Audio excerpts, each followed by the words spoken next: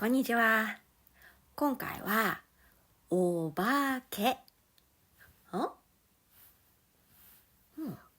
の作り方を紹介します。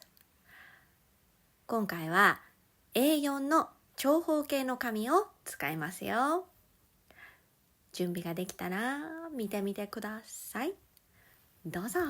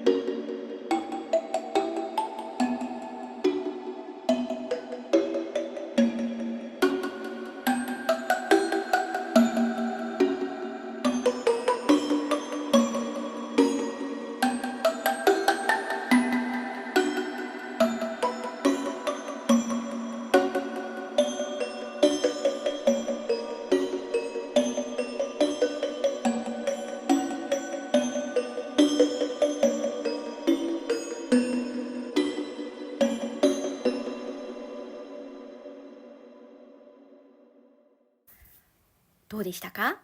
うまく作れましたか？みんなのお化けはどんな顔のお化けになったかな？かわいいお化け？怒ってるお化け？笑ってるお化け？泣いてるお化け？驚いてるお化け？